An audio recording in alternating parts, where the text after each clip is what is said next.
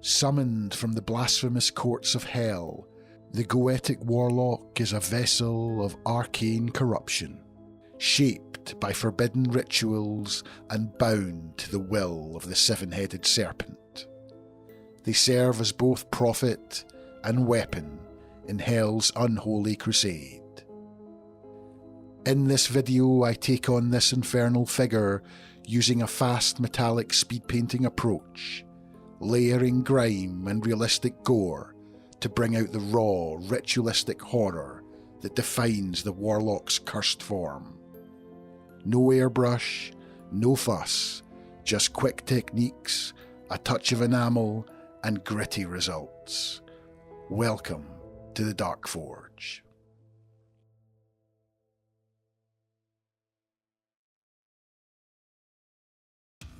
Hey guys, welcome back. As mentioned in the intro, today I'm going to be painting up one of the Goetic Warlocks from the Court of the Seven-Headed Serpent. And this isn't the official Trench Crusade mini. I purchased this STL from my mini factory, and I really like the reposing of the arm and the impaled body. I thought it was very fitting for the model. And to begin with, I'm going to prime the model with some black primer, and in my case I use some Green Stuff World matte black surface primer. And the first part of the process is to prep the model for all of the speed paints, and to do that I'm going to be dry brushing the entire model with Army Painter Company Grey, but any off-white colour would do here. And the process is always the same for this part. I take a loaded dry brush with some of the Army Painter Company Grey and wipe some of the excess off onto my dry brush palette and apply a fairly thick dry brush to the model, with the key points being that you want to build this up to a fairly bright off-white colour and make sure you hit absolutely every part of the model, apart from all of the deepest recesses and cracks, which the dry brush shouldn't be able to reach anyway. And that'll usually involve switching up the size of dry brush being used to get into some of the tighter areas. And in the case of this model, I used a slightly smaller brush to get in between the head and the shoulders, and also the left leg, which is partially hidden by the cloak. And then once that's been done, you should be left with something that looks a little bit like this. It was then time to tackle all of the metallic armour, and for that I decided to go for Army Painter Speed Paint's Broadsword Silver. And I'm just going to be using this to cover all of the armour panels and all of the claws as well. And normally I like to dry brush on all of my metallics. However, dry brushing metallics and dry brushing the speed paint base with the grey paint are both messy techniques, and to combine them together it's difficult to not get any mess from one of the colours onto the other. So I decided to try and come up with a nice dark steel speed paint technique so I can use that for when I'm speed painting. And when applying this, I realised it wasn't quite dark enough for my liking, but I'll be fixing that up in the next step.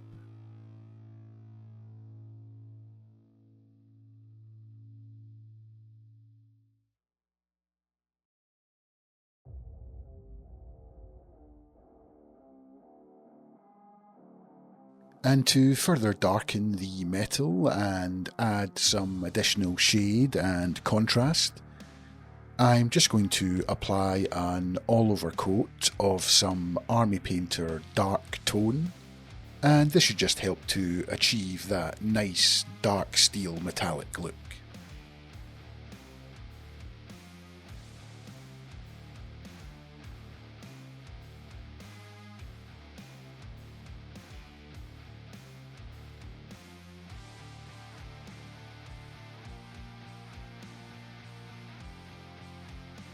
And now that the metallics had been finished, it was now time to tackle the cloak.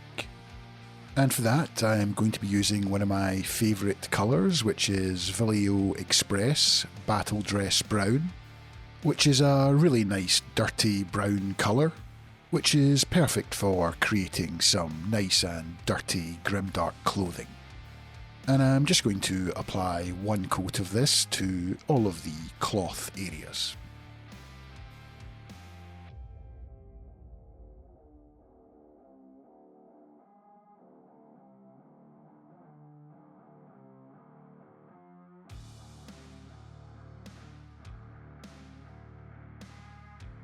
I then used Vallejo Express Bag of Bones to paint in all of the skulls on the base.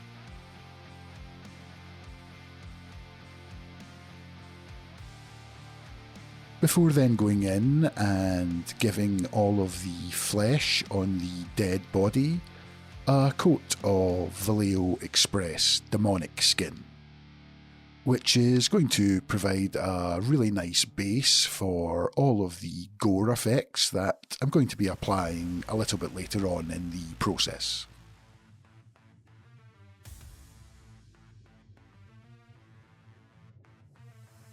And to paint in the skin of the Warlock itself, I just used a single coat of Vallejo Express Mummy White.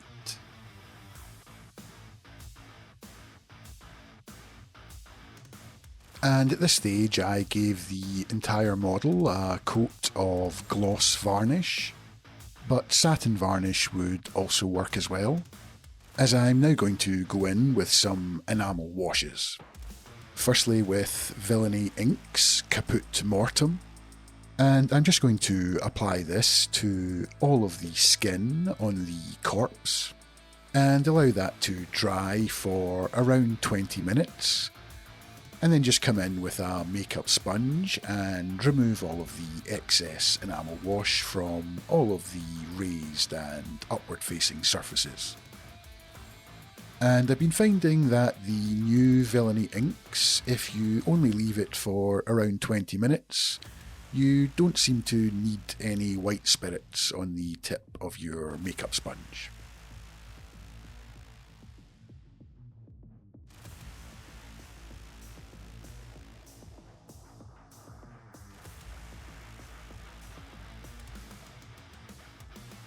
And I'm then just going to repeat the exact same process, only difference being I'm going to be using some Villainy Inks Decrepit Filth, and I'm going to be applying it over the entire model, including the corpse that already had some enamel wash.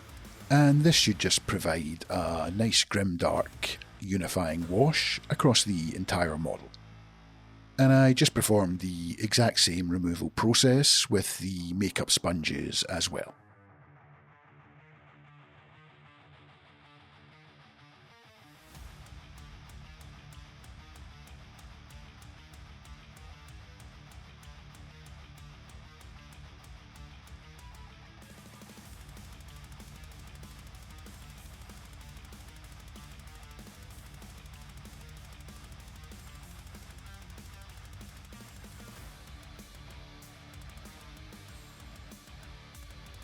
And the final part of the process was to add in all of the blood and gore effects. And to do that, I'm going to be using some Army Painter dried blood. And to make it look even more gory and realistic, I'm going to mix it in with a little bit of textured basing paste, which has a very sandy and gritty texture. And when mixed with the blood effect, gives a really nice and realistic looking gore. And I'm just going to apply this to all of the claws and all of the wounds on the corpse as well.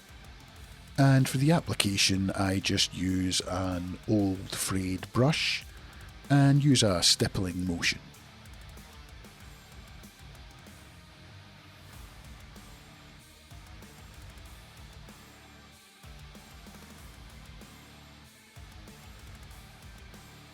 And then finally I'm going to go in with the same Army Painter dried blood only this time using an old toothbrush for the application, and you just need to dip the tip into a little bit of the dried blood, and then just use your thumb to flick the paint onto the model.